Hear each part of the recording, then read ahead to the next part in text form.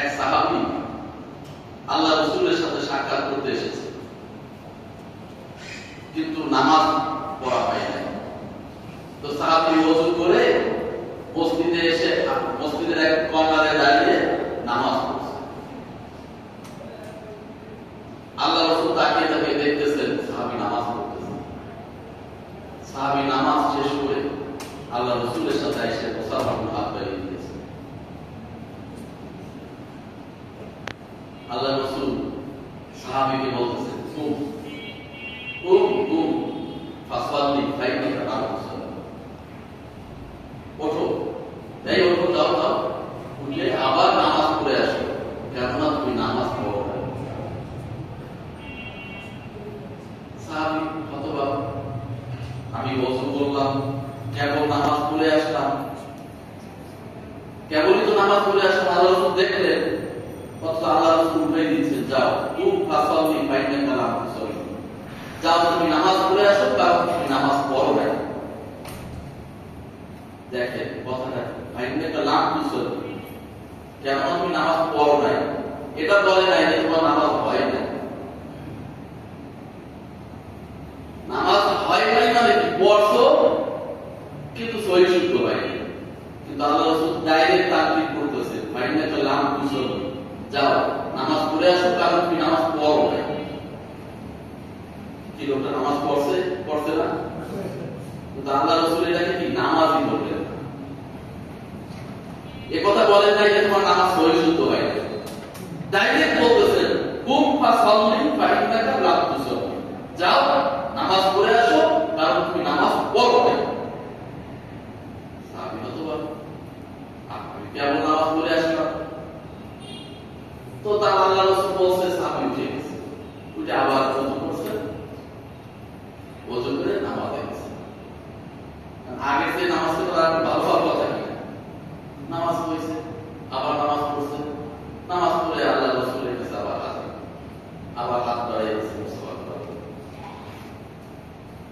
দ্বিতীয়বার আল্লাহ রাসূল একই কথা বলতেছেন, কুম ফাসাল্লি ফাইনাকা লাম তুসাল্লি, যাও ওঠো, নামাজ পড়ো, কারণ তুমি নামাজ পড়ো না।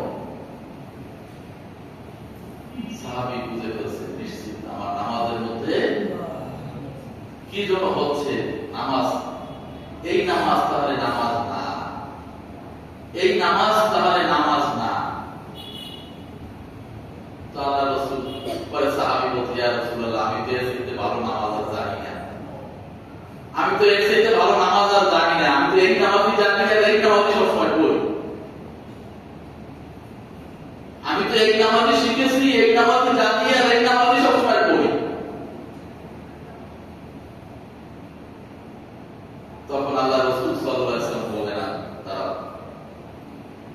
এরপর আল্লাহ রাসূল তাকে সাথে নিয়ে নামাজ প্র্যাকটিক্যালি নামাজ দেখিয়ে দিলেন।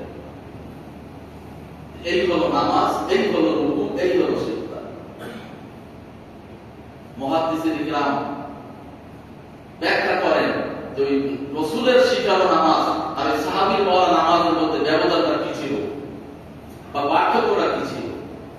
মুহাদ্দিসিন ইকরাম বলেন যে ওই সাহাবীর নামাজের মধ্যে তাআতিলে আরকান ছিল না। তা হলো সে রুকু সিজদা আল্লাহ সিজদা করতেছিল,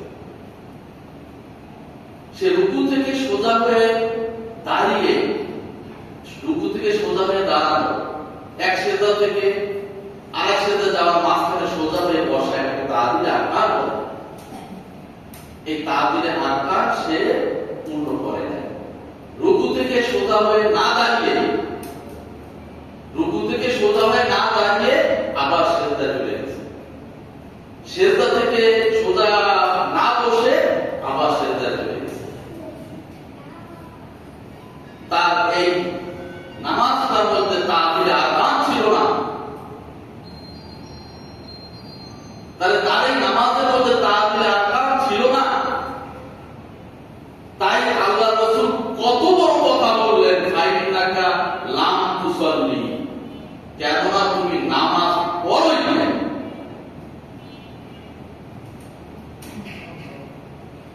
তাহলে দেখেন শব্দটা কি, ভাষাটা কি,